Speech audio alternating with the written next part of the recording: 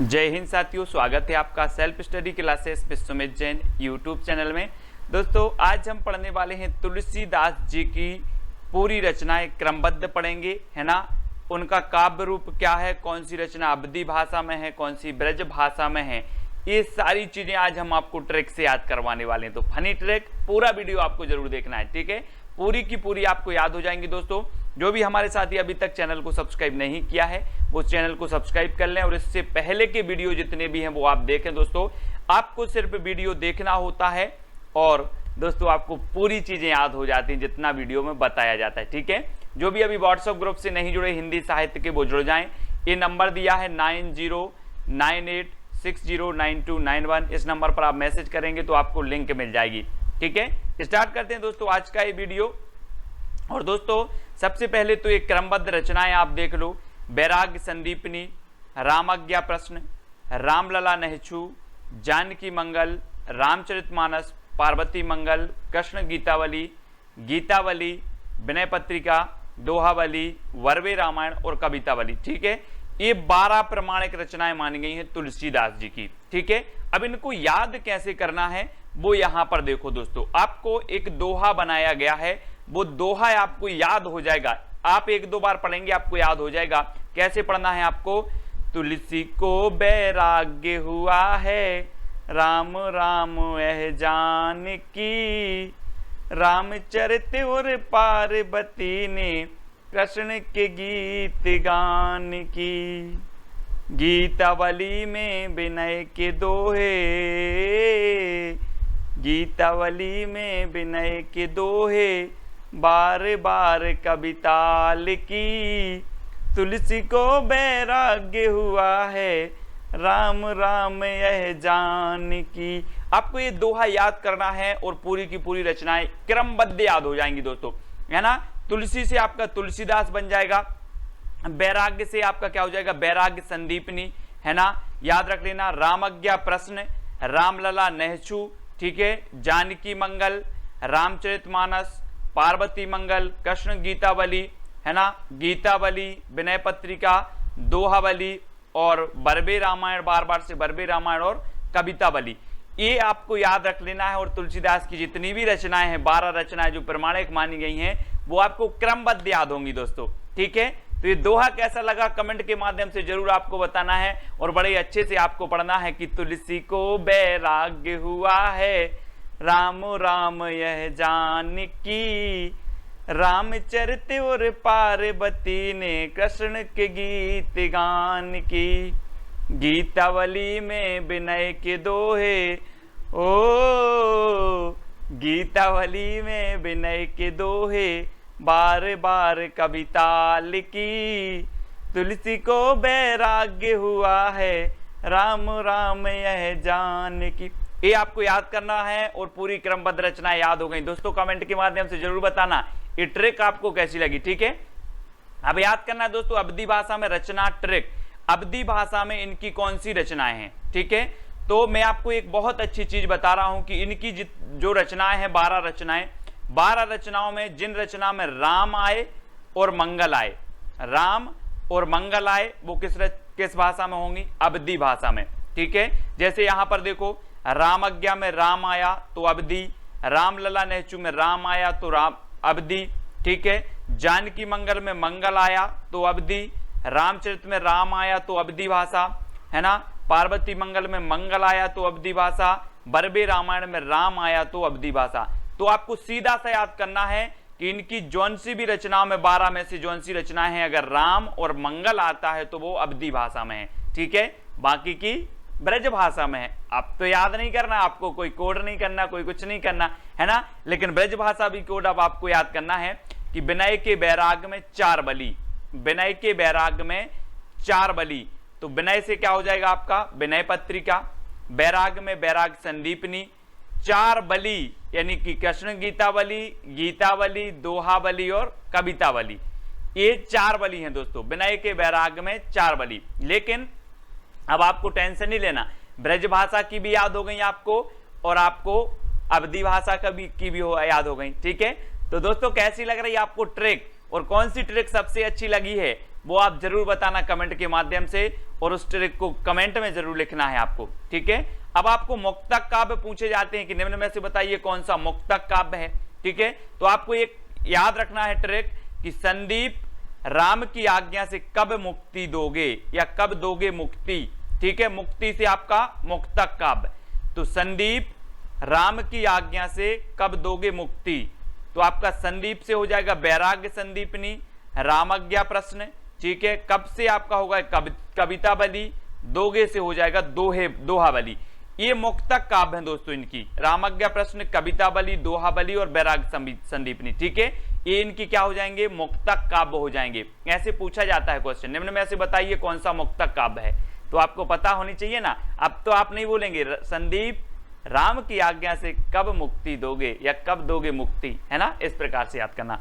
अगला है दोस्तों अपना प्रबंध काव्य कौन कौन से हैं, तो प्रबंध काव्य कैसे याद करना है, पीपी जानकी और पार्वती का चरित्र नहचू, पीपी जानकी और पार्वती का चरित्र नहचू, तो पीपी से हो जाएगा प्रबंध काव्य आपका, जानकी से जानकी मंगल, पार्वती से पार्वती मंगल, चरित्र से रामचरितमानस और नहचू से रामलला नहचू। ये आपके प्रबंध काव्य हो जाएंगे। आपको याद करना है पीपी जानकी और पार्वती का चरित्र नहचू, ठीक है, इनको याद करना है और आपकी जो रचनाएं हैं प्रबंध काव्य की वो आपको याद हो जाएंगी दोस्तों। अगला आपको बताना है गीति काव्य। अब गीति काव्य कौन से, ऐसे भी पूछा जाता है, तो आपको इतना बस याद रखना विनय के गीत, विनय के गीत, तो विनय पत्रिका और गीत जो अन्य रचनाओं में आए, गीतावली है ना, कृष्ण गीतावली और गीतावली, ठीक है, गीतावली और कृष्ण गीतावली, ये क्या हो जाएंगे, इनका काव्य रूप होगा गीति काव्य, ठीक है। तो विनय के गीत ये याद रखना है। फिर पूछा जाता है दोस्तों खंड काव्य कौन है इनके, तो खंड काव्य में याद रख लेना खंड काव्य मंगलमय है। बोले तुलसीदास का खंड काव्य तो मंगलमय है, ठीक है। तो जो उनमें मंगल आ रहा है वो क्या है, खंड काव्य है, जानकी मंगल और पार्वती मंगल, ये क्या है इनके खंड काव्य है। तो हमने खंड काव्य याद कर लिया, गीति काव्य याद कर लिया, ठीक है, मुक्तक काव्य याद कर लिया। इनको एक बार और देख लो दोस्तों। मुक्तक काव्य में आपको संदीप राम की आज्ञा से कब दोगे मुक्ति, संदीप राम की आज्ञा से कब दोगे मुक्ति, यानी कि रामज्ञा प्रश्न है ना, कवितावली, दोहावली, वैराग संदीपनी, ठीक है, ये इनके मुक्तक काव्य होंगे। नेक्स्ट पूछा जाएगा कि प्रबंध काव्य कौन से हैं, तो जानकी, पीपी जानकी और पार्वती का चरित्र नहचू, है ना, तो याद रख लेना जानकी मंगल, पार्वती मंगल, रामचरितमानस और रामलला नहचू, है ना। अब कवि गीति काव्य तो विनय के गीत, विनय पत्रिका, कृष्ण गीतावली और गीतावली, ठीक है। खंड काव्य मंगलमय है, तो मंगल आ रहा, मंगल हो रहा है, बोले सर आप ट्रिक बता रहे हो पूरा मंगल हो रहा है ना, तो मंगल होगा। अब दोस्तों कुछ क्वेश्चन आपको बताने, बहुत सारी ट्रिक आपने पढ़ ली हैं, ठीक है। तुलसी को वैराग्य हुआ है, राम राम यह जानकी। अब आपको क्वेश्चन बताना है निम्न में से कौन सा गीति काव्य है। गीति आपने पढ़े हैं, ट्रिक आपने पढ़ी थी विनय के गीत, क्या पढ़े थे, विनय के गीत, तो कौन सा है, विनय पत्रिका, रामलला नहचू, कवितावली या जानकी मंगल। अब आपका एक भी क्वेश्चन गलत नहीं होनी चाहिए। तो गीति काव्य पूछा है, बोले विनय के गीत सर, तो विनय पत्रिका, ए नंबर आपका बिल्कुल सही हो जाएगा, ठीक है। अगला क्वेश्चन आपसे पूछा जाता है निम्न में से कौन सा खंड काव्य है, तो आपने पढ़ा था कि तुलसी का खंड काव्य क्या है, मंगलमय है। दोस्तों जिसमें मंगल आता है वो खंड काव्य है, तो मंगल किस में आया है, जानकी मंगल, तो मंगल इसमें आ गया, तो आपका डी नंबर बिल्कुल सही हो जाएगा, ठीक है। अगला है दोस्तों कि निम्न में से कौन सी रचना अवधि में है, अवधि में बताना है, अवधि। तो अवधि में हमने पढ़ा था कि जिनमें राम आए और मंगल आए वो अवधि, तो देखो राम और मंगल किस में आया है, जी हाँ, आपने देखा कि इसमें भी नहीं आया, इसमें राम आया, मतलब ये किसकी भाषा किसकी हो गई, अवधि की हो गई, बाकी ब्रज की, ठीक है। तो दोस्तों आपको याद हुआ कि नहीं हुआ, बता देना कि सर बहुत अच्छी ट्रिक है ना। निम्न में से कौन सी रचना ब्रज भाषा में नहीं है। अब ब्रज की हमने ट्रिक पढ़ी थी दोस्तों, क्या पढ़ी थी ब्रज की ट्रिक, जल्दी से बताओ, फटाक से आपको बताना है। आपने देखा था सबसे पहले तो आपको अवधि की आपने पढ़ ली कि राम और मंगल आए तो अवधि, बाकी ब्रज। तो देखो इसमें आपका क्या हो जाएगा, इसमें भी राम नहीं आया, इसमें भी राम नहीं आया, इसमें भी राम नहीं आया, इसमें जानकी मंगल आ गया, तो ये ब्रज की नहीं, ये तो अवधि की है, बाकी क्या की है, आपकी ब्रजभाषा की हैं, ठीक है। तो याद रख लेना है आपको, है ना, कि ये काय की हैं, आई अवधि की है, बाकी ब्रज की है ना। तो ये तो आपने याद कर ली दोस्तों। अगला आपको बताना है दोस्तों कि निम्न में से कौन सी रचना मुक्तक काव्य है। मुक्तक काव्य हमने पढ़ा था, क्या पढ़ी थी, इसकी ट्रिक क्या पढ़ी थी, जल्दी से बताओ। संदीप राम की आज्ञा से कब मुक्ति दोगे।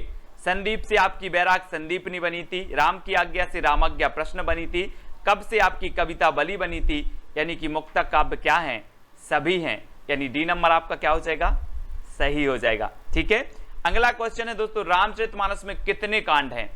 तो कांड बताना है, तब आपको बिल्कुल सही पता है कि रामचरितमानस में जो कांड हैं वो 7 कांड हैं, और रामचरितमानस हमें जिंदगी भर साथ देगी, क्योंकि रामचरितमानस से हम राम के चरित्र को स्मरण करते हैं, उनके गुणों को स्मरण करते, तो साथ देगी, तो 7 कांड ऐसे याद रखना है। अब दोस्तों इनके कौन कौन से कांड हैं, क्रमबद्ध कांड भी पूछे जाते हैं आपसे, बाल कांड, अयोध्या कांड, अरण्य कांड, किष्किंधा कांड, सुंदर कांड और लंका कांड और उत्तर कांड, ठीक है। तो सबसे पहले तो ये बताएं दोस्तों कि राम क्या थे, बालक थे। आपने देखा कि राम बालक थे, तो बालक राम का जन्म कहाँ हुआ, अयोध्या, ठीक है, अयोध्या में हुआ, तो सबसे बालक थे तो बाल कांड सबसे प्रथम अयोध्या में हुआ, तो अयोध्या कांड, ठीक है। अब अयोध्या से दोस्तों ने वनवास हुआ, तो वन को क्या बोलते हैं, अरण्य बोलते हैं, तो फिर तीसरा कांड कौन सा आएगा, अरण्य कांड। अब अरण्य जाना था, मतलब वन को जाना था, तो उन्होंने सोचा किसके पास जाएं, किसके पास जाएं वन में, तो जो आपका अगला कांड होगा वो किससे, किष्किंधा कांड, ठीक है, किसके पास जाएं, तो किष्किंधा कांड। अब दोस्तों देखो, जब वन चले गए, बोले चलो तो अब किसी के कोई ना कोई तो मिलेगा, तो इनको बहुत सुंदर व्यक्तित्व के, है ना, अच्छे अच्छे लोग मिले, हनुमान जी मिले, सुग्रीव जी मिले, है ना, तो सुंदर व्यक्तित्व के बहुत अच्छे अच्छे व्यक्ति मिले, उनने दोस्ती की उनसे, ठीक है। तो सुंदर व्यक्तित्व के मिले तो सुंदर कांड, ठीक है। अब दोस्तों सुंदर व्यक्तित्व के मिले, तो यहाँ के इसके बाद फिर क्या हो जाता है, सीता जी का हरण हो जाता है, सीता जी का हरण हो जाता है, तो लंका गए, तो लंका कांड, है ना। पहले मतलब ये है कि सीता जी का हरण हो गया, उसके बाद उनके दोस्त मिले, फिर लंका गए, लेकिन दोस्त मिले, सुंदर दोस्त मिले, ठीक है, तो सुंदर कांड। फिर दोस्तों के साथ वो लंका गए, ठीक है, तो लंका कांड। और जब लंका से लौट के आए तो उनको विभिन्न प्रकार के उत्तर देने पड़े, क्यों गए थे लंका, क्या किया लंका में, है ना, कैसे हुआ ये सब, तो विभिन्न प्रकार के उत्तर देने पड़े, तो उत्तरकांड। तो सीधी सी आपकी ट्रैक है कि राम बालक थे तो बाल कांड, राम अयोध्या में इनका जन्म हुआ तो फिर अयोध्या कांड, अयोध्या से इनको वनवास हुआ तो अरण्य कांड, अरण्य बोला जाता है वन को, अरण्य कांड। फिर अरण्य में यानी वन में कहाँ जाएं, किसके यहाँ जाएं, किसके यहाँ जाएं, तो किष्किंधा कांड, ठीक है। अब जब किसके यहाँ जाएं तो वहां पहुंच गए वन में, बोले चलो वन में कोई ना कोई तो मिलेगा, तो इन्हें सुंदर व्यक्तित्व के धनी मिले, तो सुंदर कांड, ठीक है। और सुंदर व्यक्तित्व के धनी के साथ, दोस्तों के साथ ये कहाँ गए, लंका, तो लंका कांड। और जब लंका से आए तो इन्हें विभिन्न प्रकार के प्रश्नों के उत्तर देने पड़े, तो उत्तरकांड, ठीक है। अभी आपको क्रमबद्ध याद हो गए होंगे दोस्तों, 7 कांड रामचरितमानस के, याद रख लेना, क्रमबद्ध पूछा जाता है, ठीक है। अगला बताना, निम्न में से कौन सा प्रबंध काव्य है। तो प्रबंध काव्य कौन सा है, पार्वती मंगल, जानकी मंगल, रामचरितमानस या फिर सभी। तो प्रबंध काव्य आपने पढ़े हैं कि पीपी, जानकी और पार्वती का चरित्र नहछू, आपने पढ़ा है, पीपी, जानकी और पार्वती का चरित्र नहछू। तो जानकी मंगल, पार्वती मंगल, रामचरितमानस और रामलला नहछू, ये क्या हैं, प्रबंध काव्य हैं, जिनमें से जानकी मंगल और पार्वती मंगल खंड काव्य हैं, है ना, ये चीज आपको पता है, ठीक है। तो सभी यहां पर आपका बिल्कुल सही हो जाएगा। तुलसी का संपूर्ण काव्य समन्वय की विराट चेष्टा है, ये किसने कहा दोस्तों। तो 4 विकल्प हैं, 4 में से हमें चयन करना है। और मैं आपको बता दूं दोस्तों कि आप जिंदगी भर निकल जाती है आप लोगों की, है ना, हमारे बुजुर्गों की जिंदगी निकल गई, क्या करते करते, समन्वय करते करते, हजारों बार समन्वय किया। कितनी बार समन्वय किया, हजारों बार समन्वय किया। तो समन्वय की विराट चेष्टा कौन कहेगा, कौन कहेगा, हजारों बार किया, तो हजारी प्रसाद द्विवेदी, यानी कि जो विकल्प नंबर ए है वो आपका बिल्कुल सही हो जाएगा, ए नंबर, ठीक है। अगला क्वेश्चन बताना, रामचरितमानस को लोक मंगल की साधना अवस्था का काव्य माना है तो किसने माना है? दोस्तों आपको पता है लोक मंगल का कवि कहा जाता है तुलसीदास जी को, है ना। और रामचंद्र जो शुक्ल थे सबसे ज्यादा प्रभावित थे किस रचना से? रामचरितमानस से। एक क्वेश्चन पूछा जाता है कि रामचंद्र शुक्ल किस रचना से सर्वाधिक प्रभावित थे, तो वो थी रामचरितमानस दोस्तों, ठीक है। तो रामचरितमानस को लोक मंगल की साधना अवस्था का काव्य कहा किसने? रामचंद्र शुक्ल ने। यानी आपका जो उत्तर होगा वो क्या होगा? बी नंबर हो जाएगा, ठीक है। अगला बताना, विनय पत्रिका का अन्य क्या नाम है? विनय पत्रिका जो ब्रज भाषा की है और इसका अन्य नाम क्या है? तो आपको याद रख लेना है दोस्तों, इसका अन्य नाम है विनयावली, राम गीतावली, यानी कि दोनों इसके अन्य नाम हैं, ठीक है। इनको याद रखेंगे। तो दोस्तों ये ट्रिक कैसी लगी? बहुत सारी ट्रिक मैंने बताई, कौन सी ट्रिक आपको अच्छी लगी वो आपको कमेंट में लिखना है, उस ट्रिक को भी कमेंट में लिखना है। और जितने भी साथी देख रहे हैं वो अपना कमेंट में क्या अपनी उपस्थिति दर्ज करवाएंगे, जितने भी हमारे साथी ग्रुप में जुड़े हैं वो कमेंट करके बताएंगे। कुछ लाइव देख रहे हैं तो लाइव, कुछ बाद में देख रहे हैं तो बाद में, ठीक है। कमेंट करके अपनी उपस्थिति बताएंगे। और एक प्रश्न, चैलेंज प्रश्न है जिसका उत्तर तो आपको बताना ही है। पार्वती मंगल का काव्य रूप क्या है? 4 विकल्प आपके सामने है, चैलेंज प्रश्न है, आपको इसका उत्तर लिखना ही है, ठीक है। तो गीति काव्य, खंड काव्य, मुक्तक काव्य, इनमें से कोई नहीं, इसका उत्तर सभी लोग बताएंगे। और जो भी साथी अभी तक व्हाट्सएप ग्रुप से नहीं जुड़े हैं उनके लिए ये नंबर दिया है 9098609291, ये नंबर है।